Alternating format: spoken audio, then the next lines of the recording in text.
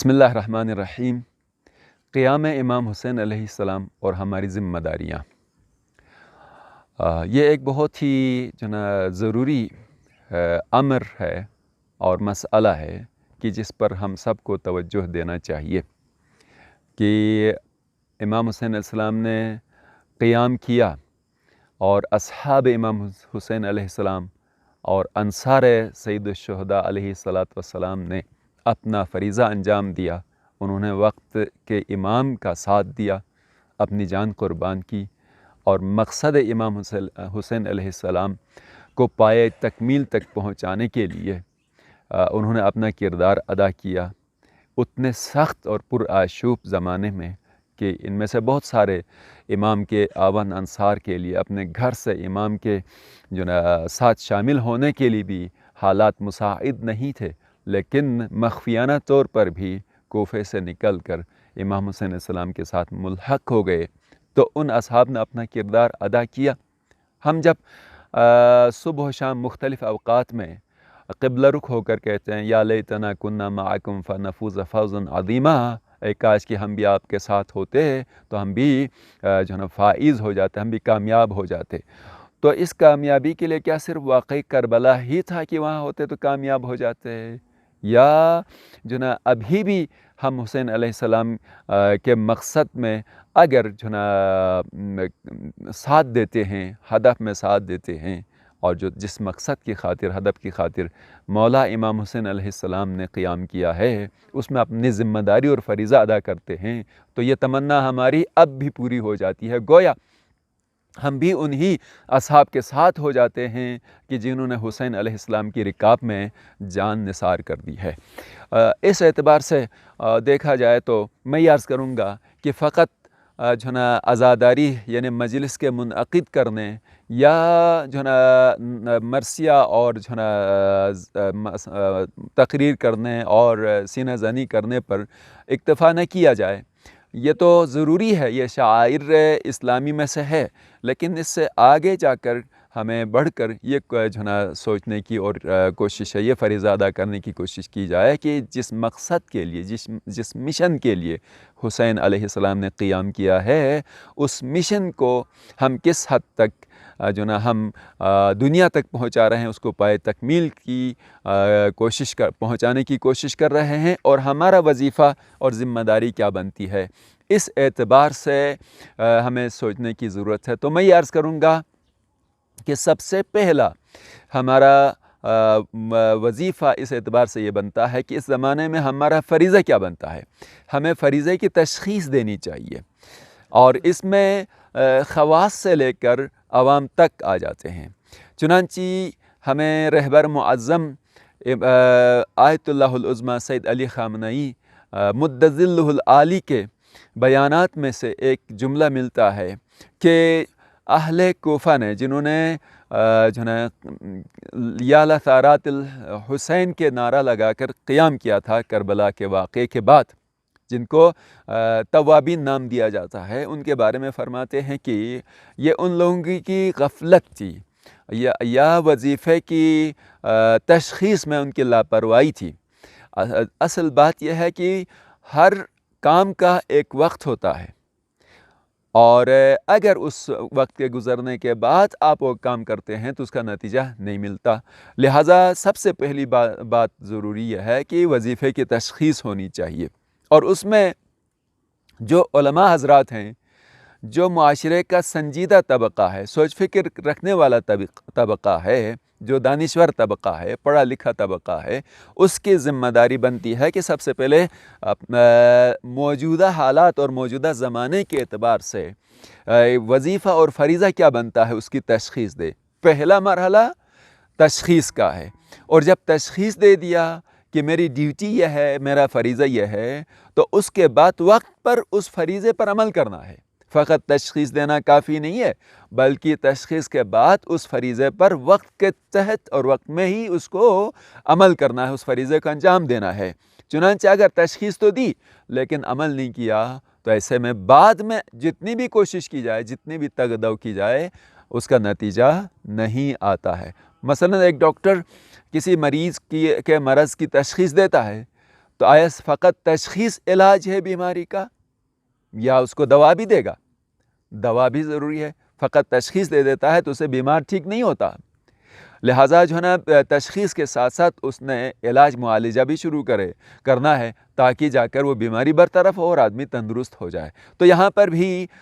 معاشرے کے سنجیدہ طبقہ، علماء طبقہ اور جو ہے نا دانشور طبقہ کا سب سے پہلا فریضہ یہ بنتا ہے کہ وہ تشخیص دے فریضے کا، اور تشخیص دینے کے بعد اپنے فریضے کے اوپر عمل کرے تو معاشرے میں جو ہے نا اچھے حالات، معاشرے میں تبدیلی آ جاتی ہے اور معاشرے میں اصلاح ہو جاتی ہے۔ اس اعتبار سے ہماری ذمہ داری بنتی ہے کہ ہم جہاں پر عزاداری سید الشہداء علیہ الصلاۃ والسلام کر رہے ہیں، اس کا مقصد ہی یہ ہونا چاہیے کہ ہمارا موجودہ دور میں فریضہ کیا بنتا ہے اور اس اعتبار سے ہمیں کس طرح اس اپنے فریضے کو انجام دینا، اس کا طریقہ کیا ہے، اس پر غور و فکر ہونا چاہیے اور اس پر لوگوں کو سوچ دی جانی چاہیے اور لوگوں کو بیدار کیا جانا چاہیے۔ یہ ہمارا جو ہے نا فریضہ بنتا ہے، اور اس اعتبار سے جو ہے نا امام حسین علیہ السلام کی عزاداری کو بامقصد بنانا علماء سے لے کر دانشور طبقہ سب کی ذمہ داری بنتی ہے کہ حسین علیہ السلام نے کس مقصد کی خاطر جو ہے نا قیام فرمایا ہے، وہ مقصد کیا ہے۔ آیا ہمارے دور میں، ہمارے حالات میں حق پر عمل ہوتا ہے، لوگوں کو انصاف ملتا ہے، عدل و انصاف کا یہاں پر بول بالا ہے اور لوگ اس جو ہے نا اچھائی کی طرف گامزن ہیں؟ نہیں ہیں۔ تو ایسی صورت میں اگر ضرورت پڑ جاتی ہے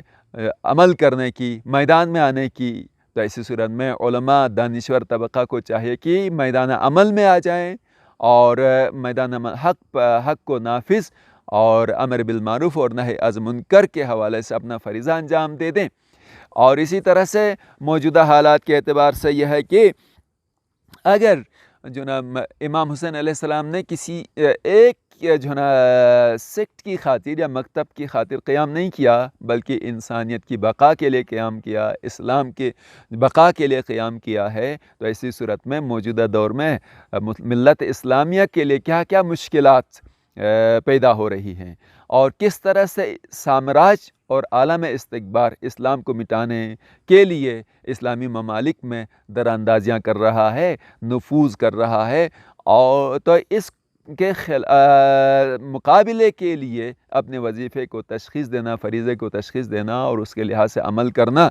یہ امام حسین علیہ السلام کے قیام سے ایک درس ملتا ہے۔ اور جو ہے نا تمام مسلمانوں کو چاہیے کہ حسین علیہ السلام کے اس قیام سے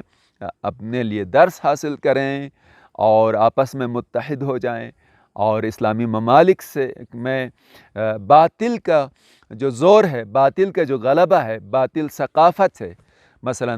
باطل ثقافت ہے اور اسلامی تعلیمات کو مٹانے کی کوشش کی جا رہی ہے۔ موجودہ دور میں آپ دیکھیں تو جو نا کس طرح سے استعمار اور سامراج اسلامی تہذیب کو مٹانے کے لیے شب و روز مذموم کوششوں میں اور برے منصوبوں میں مصروف ہے اور مسلمانوں کے افکار اسلامی کو، نظریات اسلامی کو، ثقافت اسلامی کو خراب کرنے، مٹانے کی کوشش کر رہا ہے۔ اس کے مقابلے میں جو نا مسلمانوں کو قیام کرنا اور اسلامی ممالک میں اسلامی تعلیمات کو زندہ کرنا، مسلمانوں کے آپس میں اتحاد قائم کرنا اور جو ہے نا سامراج اور باطل کی دراندازیوں کو بھی اثر کرنا اور مسلمانوں کو آپس میں متحد کرنے،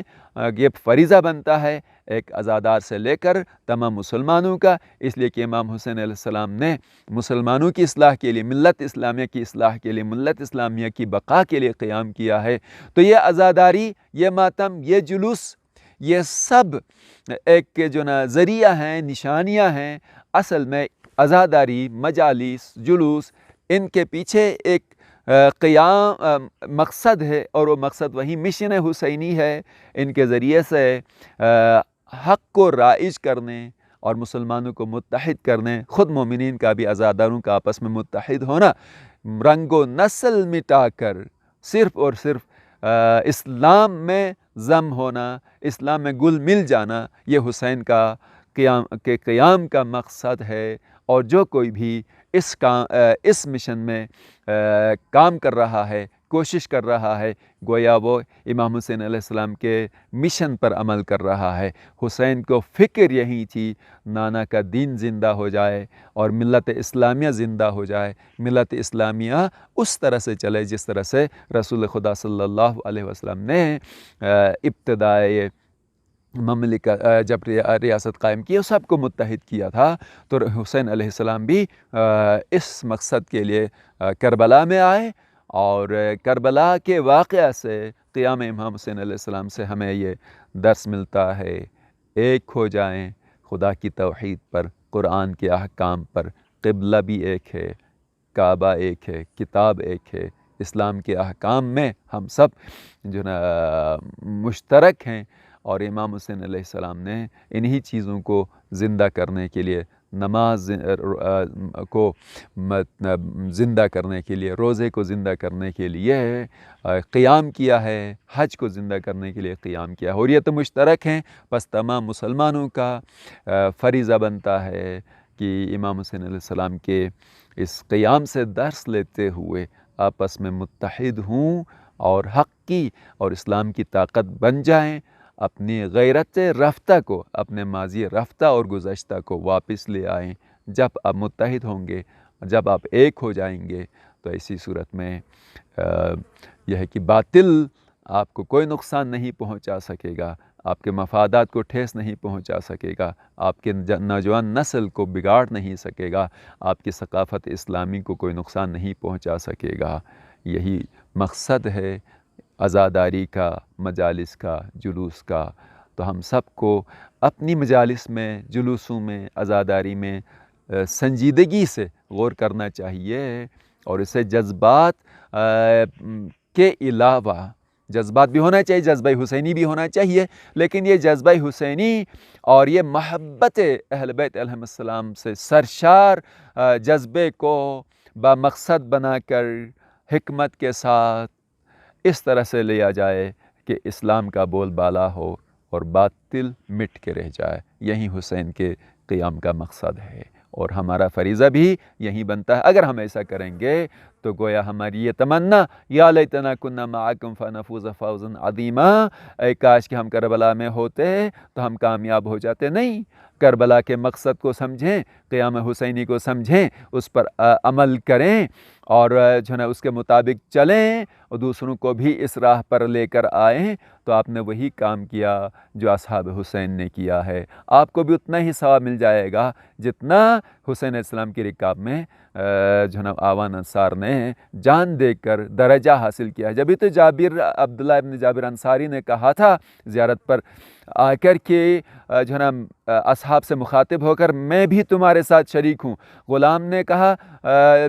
آقا آپ تو مدینے میں اور آپ نے کچھ نہیں کیا ہے، انہوں نے تو جان دی ہے، انہوں نے پیاس کی تکلیف برداشت کی ہے، انہوں نے زخم کھائے کئی اور جان دی ہے، تو آپ کیسے ان کے ساتھ درجے میں برابر ہو سکتے ہیں؟ کہا جو جس قوم کے ساتھ محبت رکھتا ہے وہ اس کے ساتھ شامل ہے۔ تو محبت کے ساتھ ساتھ عمل بھی ہو تو واقعاً یہ عزادار اور یہ مومن جو ماتم کرتا ہے، یہ ماتمدار اصحاب حسین علیہ السلام کے ساتھ شریک ہے۔ کون نہیں چاہتا ہے کہ شریک اصحاب حسین ہو جائے؟ اور کیسے ہو سکتا ہے؟ عرض کیا کہ مقصد قیام حسین کو سمجھیں، اس پر عمل کریں اور اس پر ترویج کرنے کی کوشش کریں۔ آپ بھی اصحاب حسین میں سے ہیں۔ والسلام علیکم ورحمۃ اللہ وبرکاتہ۔